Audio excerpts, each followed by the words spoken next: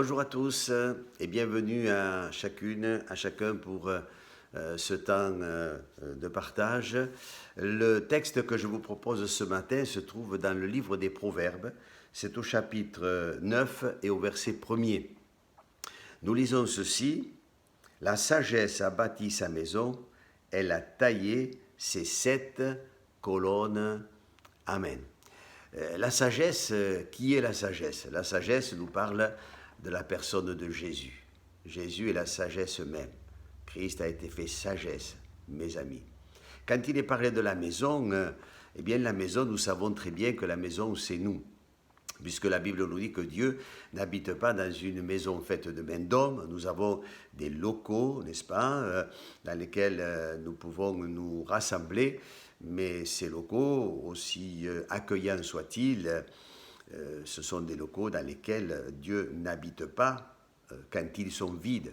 Puisque lorsque nous nous rassemblons dans nos églises, dans ces bâtiments, Jésus a dit, là où 12 ou 3 sont assemblés à mon nom, je suis au milieu d'eux. Donc bien sûr, c'est l'Église.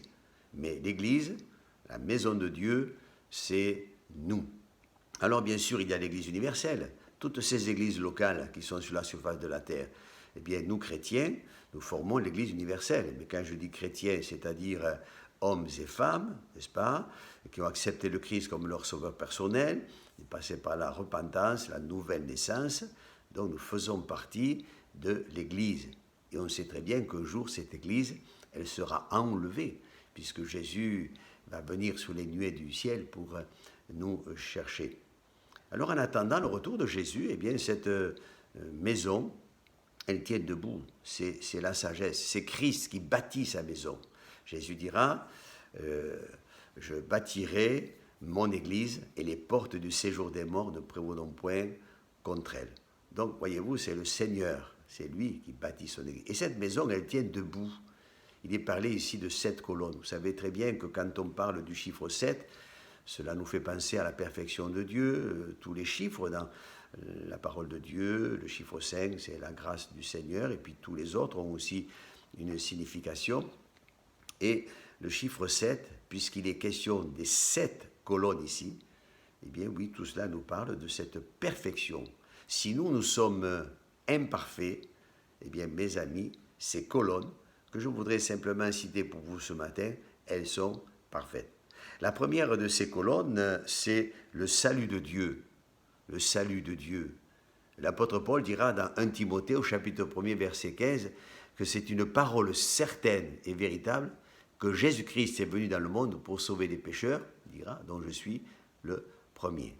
Voyez, le salut de Dieu, c'est un salut qui est parfait. C'est un salut parfait. Jésus, quand il est mort sur la croix, il a dit « Tout est accompli ». Saviez-vous, chers amis, que Jésus-Christ, le Fils de Dieu, est mort sur la croix? Peut-être me direz-vous, mais ça, on le sait tous plus ou moins. Mais savez-vous pour quelle raison Jésus-Christ, le Fils de Dieu, est mort sur la croix du Calvaire? Bien, il est mort pour que nous soyons pardonnés de nos péchés.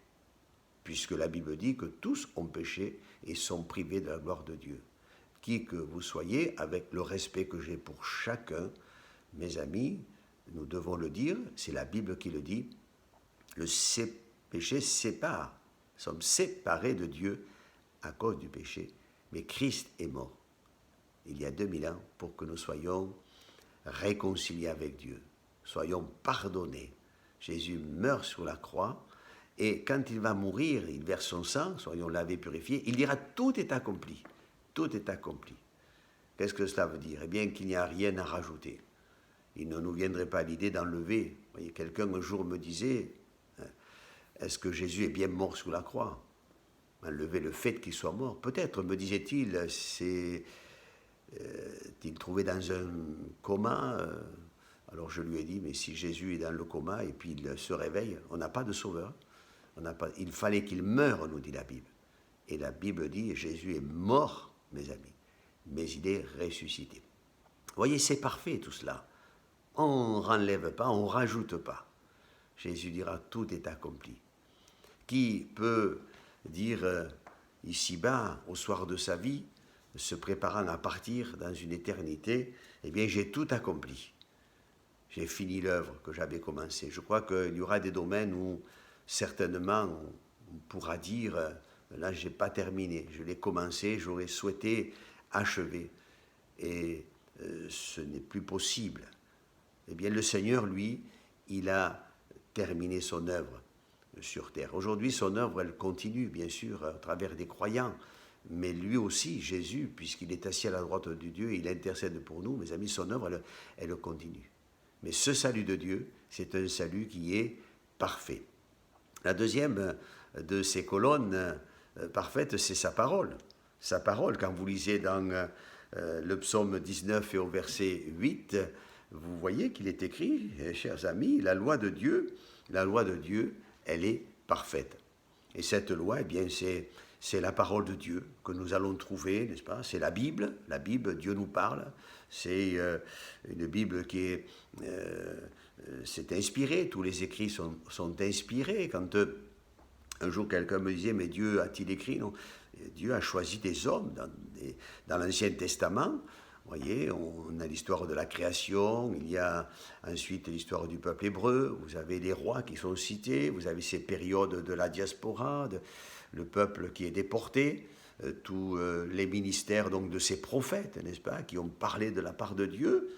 Et puis vous avez le Nouveau Testament avec les 4 évangiles, les enseignements de l'apôtre Paul. Ce qui est intéressant, il faut le savoir, c'est que tous ces personnages, dans l'Ancien Testament, dans le Nouveau, ont été inspirés par un seul et même fil conducteur, c'est le Saint-Esprit.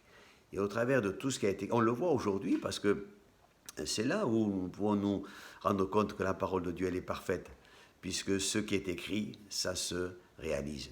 Les prophéties, certaines ont été accomplies, il y a celles qui s'accompliront, puis il y a celles qui s'accomplissent également aujourd'hui. Vous voyez, c'est une parole parfaite. La parole de Dieu, l'apôtre Paul dit, oui, c'est une parole certaine et véritable. Jésus-Christ est venu dans le monde pour sauver les pécheurs. Cette parole, eh bien, elle s'applique à nos cœurs lorsque nous la méditons, lorsque nous la recevons. Tout est accompli, a dit Jésus. Et il y a, pour terminer, une autre colonne, c'est la volonté de Dieu. La volonté de Dieu, quelle est-elle? L'apôtre Paul dira dans son épître aux Romains au chapitre 12 au verset 2, il va prier afin que nous soyons renouvelés, il parlera d'être transformés, et cela au niveau de l'intelligence, bien sûr, le discernement, afin de discerner quelle est la volonté de Dieu. Et la volonté de Dieu, nous savons très bien qu'elle est bonne, agréable et parfaite. Alors, je vais m'arrêter ici pour ce matin, puisqu'il y a 7 colonnes. La volonté de Dieu, le salut de Dieu, la parole de Dieu, ce sont des colonnes qui tiennent debout et qui peuvent nous permettre à nous aussi de tenir bon lorsque nous sommes dans l'épreuve, dans les moments difficiles de notre vie. Nous allons penser à vous dans la prière. Peut-être me direz-vous, mais pensez à moi. Est-ce que vous connaissez mes besoins, ce à quoi j'aspire? Si moi je ne vous connais pas, chers amis, Dieu vous connaît. Et Dieu sait lire dans votre cœur. Dieu connaît vos besoins.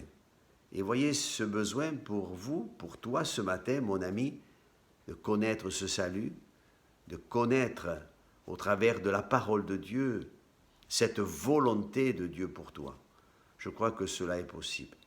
Alors n'oubliez pas, nous prions pour vous et nous demandons à Dieu, à ce que le Seigneur vous encourage. La maison de Dieu, elle est solidement, elle est ancrée, fondée sur la personne du Christ. Et il peut en être ainsi de ta vie. Parce que si on évoque la volonté de Dieu, c'est de nous aimer. Il nous a aimés, mais il veut encore nous aimer. T'aimer ce matin, toi qui as besoin de l'amour de Dieu, toi qui as besoin aussi de guérison, qui as besoin, eh bien, peut-être de trouver la solution à un problème qui te fait peut-être énormément de mal. Tu n'as pas de solution. et tu ne connais pas l'issue. Dieu sait, Dieu connaît. Alors il va le faire pour toi. Que le Seigneur te bénisse et qu'il t'encourage. Je vous dis au revoir. À bientôt, chers amis. Au revoir.